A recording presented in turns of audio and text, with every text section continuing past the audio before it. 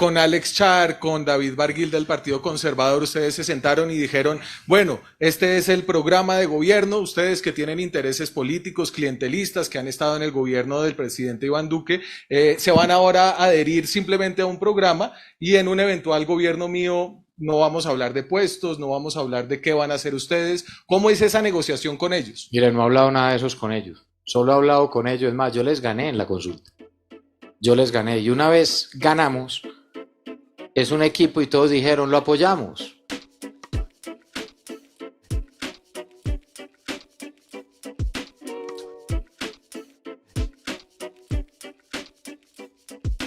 Y yo termino el colegio y entro a la universidad a estudiar ingeniería civil. Mi papá era ingeniero civil. Y algo que sí definitivamente marcó el eje de por qué entré a hacer política era que en 1997, cuando yo estaba estudiando ingeniería civil en la Universidad de Medellín, estábamos en pleno proceso 8000. Y en ese momento nosotros creamos en Medellín un movimiento que se llamaba UHN y nació desde las universidades públicas y privadas, y nos juntamos y dijimos, vamos a hablar de política y vamos a hablar de lo que necesita el país, pero nunca nos imaginamos que fuéramos a participar en política, nunca. Usted fue concejal 2 veces, en el segundo periodo fue presidente del consejo, estudió ingeniería civil en la Universidad de Medellín, después hace una especialización en alta gerencia en la Universidad de Medellín y después una especialización en ciencias políticas en la Universidad Bolivariana de Medellín.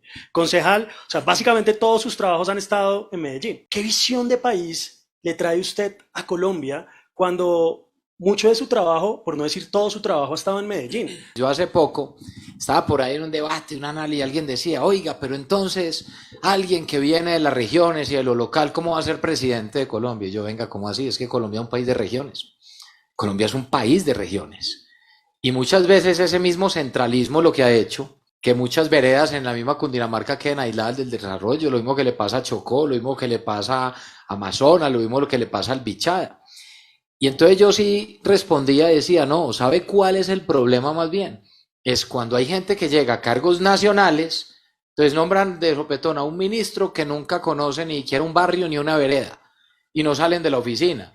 No, el problema es los que nunca han estado con la gente.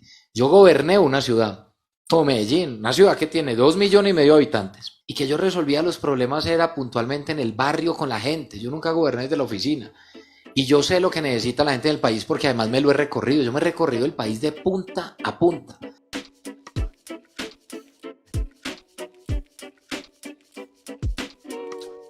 David Barguil. Barguil del Partido Conservador. Alex Char. Alex Char. Peñalosa. Enrique Peñalosa. Y se fue Echeverry. Aide Lizarazo del Partido. Mira, y está, porque así no hubieran sido candidatos, siguen haciendo parte del grupo. Dilian Toro. Dilian y Juan Carlos Y Echeverry. entonces ese es básicamente el grupo de gente que ha estado gobernando los últimos 4 años con el presidente Iván Duque. Esta es la misma gente que ya lleva 4 años y que de alguna forma llevaba también los anteriores 8 con la Unidad Nacional de Santos y de alguna forma también los anteriores 8 con el gobierno de Álvaro Uribe. Y usted nos dice, yo sí voy a transformar a Colombia. Sí, lo que pasa es que la pregunta es, ¿cómo es que usted es diferente? No, lo que pasa es que lo tuyo no es una pregunta, sino un editorial. Esa es la diferencia. No, son unos... Y en ese sentido, claro. Claro, Daniel. Federico. Claro, Daniel. Ahí no hay ningún editorial. Pero claro que es un editorial, porque además yo te voy a decir algo. Hay una serie de hechos. Hay una serie de hechos. Sí, pero te llevan a una conclusión. Entonces yo respondo, ¿cómo voy a gobernar? De manera distinta con los mismos que han gobernado los últimos 20 años. No, porque es que el que va a gobernar soy yo soy el presidente, yo voy a ser el presidente de la gente. Y yo sí tengo la capacidad de no creer que todo lo que ha pasado de acá para atrás entonces es lo peor, ¿no? Claro que hay que haber muchos cambios, hay cosas con las que yo no he compartido en uno o en otro gobierno. Lo primero, yo no soy continuidad de nada ni de nadie. Todo lo que funcione y sea bueno para el país, no solo lo va a continuar, sino que lo va a mejorar. Y lo que no funcione, tengo la capacidad y el carácter para que cambie. Es un tema de compromiso real con el país, de cuáles son las ejes y cuáles serán los acuerdos programáticos con los diferentes sectores políticos y sociales, y dónde están reflejados en el programa de gobierno.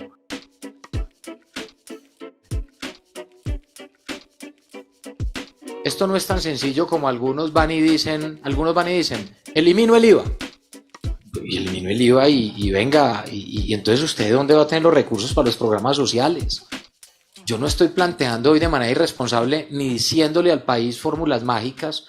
Quien le diga hoy al país que lo ratifique de una manera contundente y venga y le diga aquí yo no haré una reforma tributaria, les voy a decir la verdad, le está diciendo mentiras. En caso de tener que hacer una reforma tributaria, decías, debería ser una reforma estructural que sea más progresiva y que entendamos que tampoco vuelva improductivo al sector productivo, cargándole cada vez más impuestos. Pero en su tributaria, por ejemplo, en su tributaria, usted dice no al sector productivo, es decir, dejamos a las empresas quietas. No, pero venga que no he llegado allá.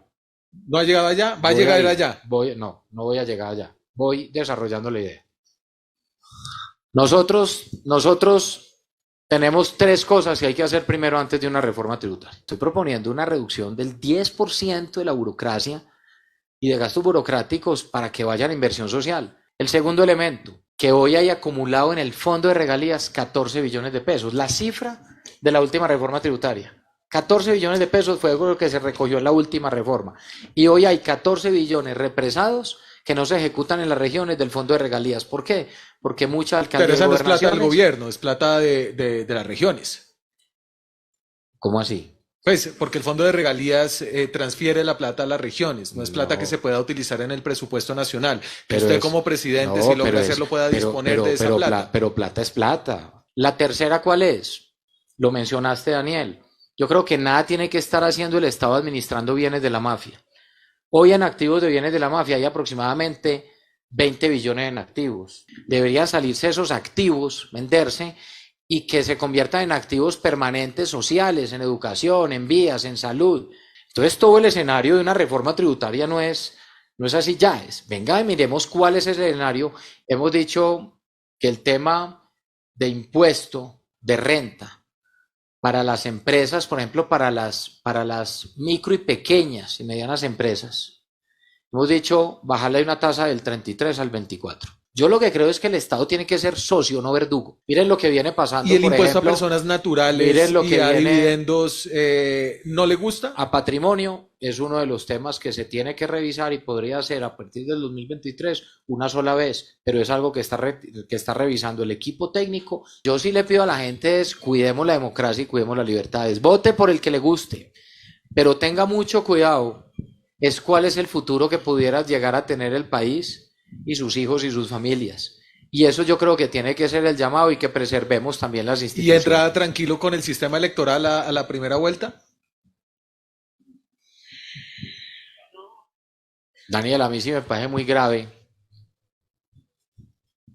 lo que pasó en las legislativas. A mí sí me parece demasiado grave y deja una sensación de preocupación y de incertidumbre porque inicialmente habían dicho que aparecieron 500.000 votos para un solo sector político, que a mí eso me parece muy raro. Eso le debió haber aparecido votos a todo el mundo, pero que aparezcan 500.000 votos solo para un sector político y le aparecieron al pacto histórico. Yo le hago una pregunta. ¿Qué hubiera pasado si eso hubiera ocurrido hacia otro sector político y no le hubiera aparecido un voto a ellos? Ya hubieran incendiado y quemado el país. Y nosotros hoy tenemos una preocupación. Yo no soy de los que acaba con las instituciones. Ni voy a acabar con la credibilidad de la registraduría, ni voy a acabar con una entidad que es la que va en últimas después de unas elecciones donde la gente salga y vote, que ojalá sea la que pueda certificar nuestro triunfo. Pero yo creo que antes de que sean las elecciones, Daniel, que es casi la pregunta que tú estás haciendo ahora y que he estado siguiendo todo lo que ustedes han dicho, yo creo que así como ustedes lo han pedido y tantas personas y lo hemos hecho los candidatos y todos los sectores sociales y políticos, esas dudas sí se tienen que aclarar antes de que lleguemos al día de elecciones.